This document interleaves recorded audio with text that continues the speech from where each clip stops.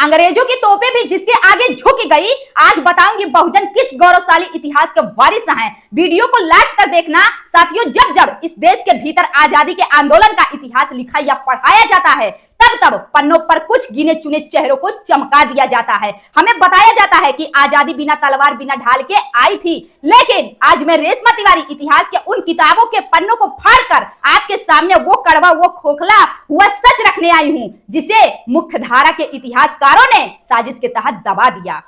आज मैं आपको इतिहास के उस महानायक की गाथा सुनाने आई हूं जिसकी उम्र मात्र 25 साल थी, लेकिन जिसका नाम सुनते ही लंदन से लेकर कलकत्ता तक बैठी ब्रिटिश हुकूमत के पैर कांपने लगते थे। एक ऐसा अदम्य योद्धा जिसने अंग्रेजों की आधुनिक बंदूकों और बड़ी बड़ी तोपों का मुकाबला सिर्फ अपने समाज की एकता और तीर कमान के दम पर किया। एक ऐसा सुरवीर जिसने गुलामी की जंजीरों को तोड़कर अपने लोगों की आंखों में राज करने का सपना बोया था और डंके की चोट पर कहा था, साहब साहब एक टोपी है, आज हमारी धरती पर हमारा राज होगा। बात हो रही है छोटा नागपुर की पहाड़ियों से उठने वाले उस तूफान की जिन्हें दुनिया धरती आबा यानी धरती के पिता भगवान बिरसा मुंडा के नाम से जानती है। साथियों, अगर आपकी रगों में भी अपने पुरखों का आत्मसम्मान का खून दौड़ता है तो आज के ये वीडियो आपके भीतर सोए हुए स्वाभिमान को जगा देगी। इसे बिना स्किप किए पूरा देखना, क्योंकि आज आपको अंदाजा होगा कि आप किस गौरवशाली विरासत के वारिस हैं। चलिए आज इतिहास की उस महाक्रांति का एक एक पन्ना खोलते हैं।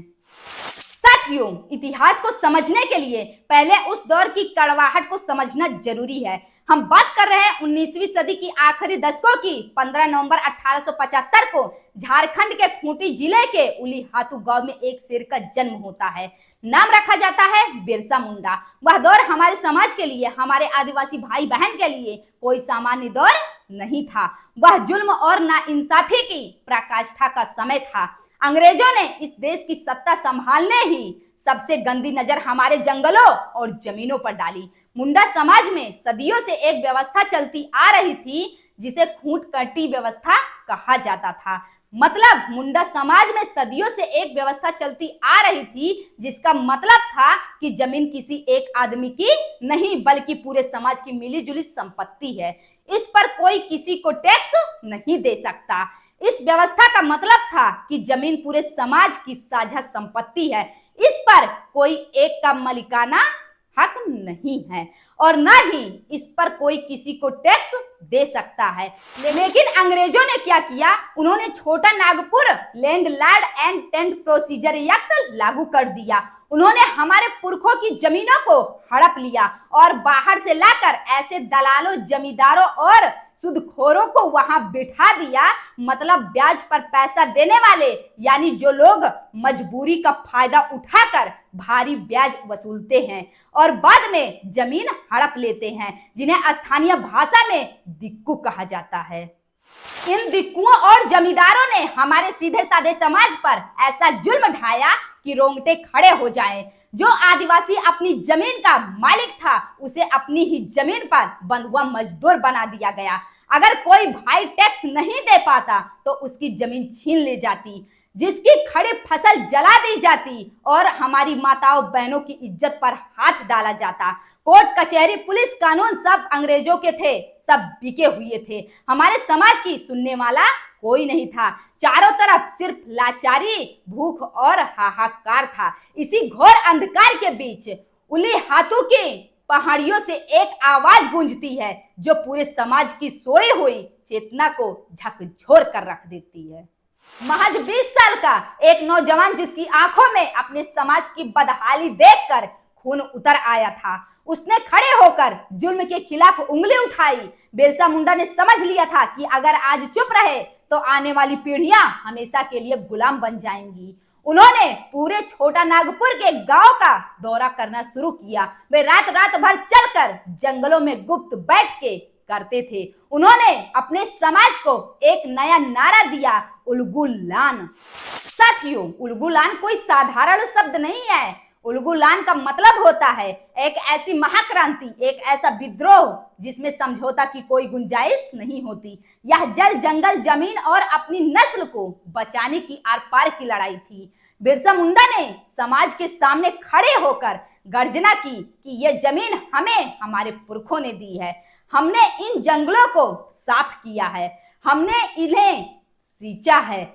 इस मिट्टी पर टैक्स मांगने वाले ये गोरे अंग्रेज और उनके दलाल जमींदार कौन होते हैं, जिन्होंने समाज से कहा महारानी विक्टोरिया का राज खत्म हो चुका है और अब हमारी धरती पर हमारा मुंडा राज शुरू हो चुका है। इस एक ललकार ने कमाल कर दिया। जो समाज सदियों से जुल्म सहते सहते डर के साए में जी रहा था, बिरसा मुंडा की बातों ने उनके भीतर छुपे हुए सोए शेर को जगा दिया। लोग अपनी पारंपरिक कुल्हाड़ी, तीर कमान और गोफान लेकर जंगलों से बाहर निकलने लगे। देखते ही देखते हजारों की संख्या में बहुजन आदिवासी युवा इस महाक्रांति की सेना में शामिल हो गए। अब आते हैं इतिहास के उस सबसे शानदार और कड़े फैक्ट पर, जिसे सुनकर आपका सीना गर्व से 56 इंच का हो जाएगा। साल था 1900 और महीना था जनवरी का। जगह थी खूंटी के पास डोबरी पहाड़ी। अंग्रेजों की फौज को पता चल चुका था कि बिरसा मुंडा के नेतृत्व में हजारों आदिवासी विद्रोह के लिए डोबरी पहाड़ी पर इकट्ठा हुए हैं। अंग्रेज कमिश्नर ए फोर्ब्स और डिप्टी कमिश्नर स्ट्रीटफील्ड के नेतृत्व में ब्रिटिश सेना ने आधुनिक मार्टनी हेनरी बंदूकों और बड़ी बड़ी तोपों के साथ डोबरी पहाड़ी को चारों तरफ से घेर लिया। जरा इस मंजर को कल्पना कीजिए साथियों, एक तरफ दुनिया की सबसे कुर और आधुनिक हथियारों से लेस ब्रिटिश सेना थी, जिसके पास बंदूक था, तोपें थी और गोलियां, और दूसरी तरफ हमारे वीर पुरखे थे जिनके बदन पर ठीक से कपड़े नहीं थे, पैरों में जूते नहीं थे, लेकिन उनके हाथों में अपने हक का तीर कमान था और सीने में भगवान बिरसा मुंडा का दिया हुआ स्वाभिमान था। जब अंग्रेजों ने आत्मसमर्पण करने को कहा तो पहाड़ी के ऊपर से हमारे वीरों ने जय जोहार का दहाड़ लगाई और तीरों की बौछार कर दी। इतिहास गवाह है कि डोबरी पहाड़ी के उस जंग में हमारी माताओं बहनों ने भी पुरुषों के कंधे से कंधा मिलाकर लड़ाई लड़ी। अंग्रेज अंधाधुंध गोलियां चला रहे थे, तोपें गरज रही थी, लेकिन हमारी वीरों के हौसले डिगे नहीं। तीरों की मार इतनी सटीक थी कि ब्रिटिश सेना के कई सिपाही वहीं ढेर हो गए और अफसरों को पीछे हटना पड़ा। भले ही आधुनिक हथियारों के कारण हमारे सैकड़ों भाई बहन वहां शहीद हो गए, लेकिन उन्होंने अंग्रेजों को यह दिखा दिया कि बहुजन समाज का तीर जब कमान से छूटता है तो वो हुकूमतों के तख्त पर चीरने की ताकत रखता है। डोबरी पहाड़ी की मिट्टी आज भी हमारे पुरखों के खून से लाल है, जो हमारी वीरता की गवाही देती है। ब्रिटिश हुकूमत इस विद्रोह से इतनी बुरी तरह डर गई थी कि उन्हें समझ आ गया था कि बिरसा मुंडा को सामने से लड़कर कभी नहीं पकड़ा जा सकता। अंग्रेजी सरकारों की रातों की नींद उड़ चुकी थी। तब उन्होंने अपनी सबसे पुरानी और गंदी नीति अपनाई, धोखा और लालच। अंग्रेजों ने घोषणा की कि जो कोई भी बिरसा मुंडा को पकड़वाएगा या उनकी जानकारी देगा, उसे उस जमाने में 500 रुपये का नगद इनाम दिया जाएगा। साथियों, साल 1900 में 500 रुपये का मतलब आज के करोड़ों रुपये के बराबर था। और अफसोस, हमारे ही समाज के कुछ जयचंदों और गद्दारों ने लालच में आकर मुखबिरी कर दी। 3 मार्च 1900 को जब धरती आबा चक्रधरपुर के जमकोपाई जंगल में एक झोपड़ी के भीतर थक कर सो रहे थे, तब अंग्रेज सेना ने उन्हें चारों तरफ से घेर लिया और धोखे से गिरफ्तार कर लिया। जब उन्हें जंजीरों में जकड़कर रांची की सड़कों पर ले जाया जा रहा था तो सड़क के दोनों तरफ हजारों लोगों की भीड़ रो रही थी, लेकिन बिरसा मुंडा के चेहरे पर सीकन तक नहीं थी। उनकी आंखों में वही शेरों वाली चमक थी। जेल के भीतर अंग्रेज उनके हौसले को तोड़ नहीं पाए और फिर आया वो काला दिन 9 जून 1900। महज 25 साल की उम्र में रांची की जेल में इस महानायक की सांसें थम गई।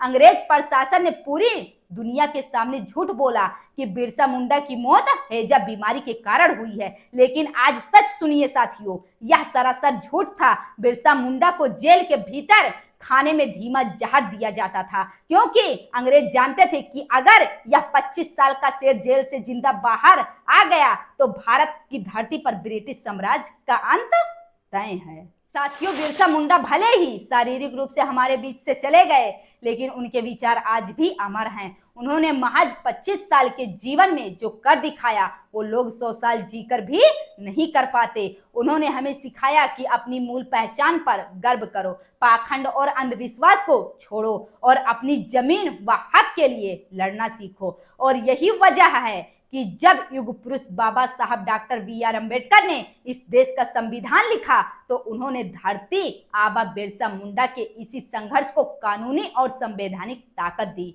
बाबा साहब ने संविधान में 5वीं और 6ठी अनुसूची जोड़ी ताकि देश के आदिवासियों और मूल निवासियों की जल, जंगल, जमीन और संस्कृति की रक्षा की जा सके। बाबा साहब जानते थे कि इस देश का मूल निवासी समाज ही इस मिट्टी का असली मालिक है। लेकिन आज का कड़वा सच क्या है? आज हमारे ही समाज के युवा अपने इस शानदार इतिहास को भुलाते जा रहे हैं। आज का युवा मोबाइल पर फालतू की रील्स देखने और दिखावे की जिंदगी जीने और नशे की गर्त में डूबने में व्यस्त है। जरा सोचिए, क्या हमारे पुरखों ने तोपों के आगे सीना इसीलिए ताने थे ताकि आज की पीढ़ी अपनी सूध बूध खोकर भी मानसिक गुलाम बन जाए?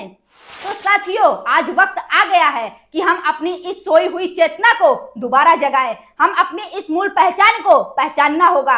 हम कोई लाचार या कमजोर समाज नहीं है। हम तोपों के आगे भी न झुकने वाले योद्धाओं और सम्राटों की संतान है। अगर कोई आज आपके हक पर, आपकी शिक्षा पर, आपके आरक्षण पर या आपकी जमीन पर डाका डालने की कोशिश करे तो अपने भीतर के बिरसा मुंडा को जगाइए, कलम उठाइए, शिक्षित बनिए, संगठित होइए और अपने अधिकारों के लिए संघर्ष कीजिए। क्योंकि याद रखिए, जो समाज अपने महापुरुषों के इतिहास को भूला जाता है उसका भूगोल अपने आप मिट जाता है।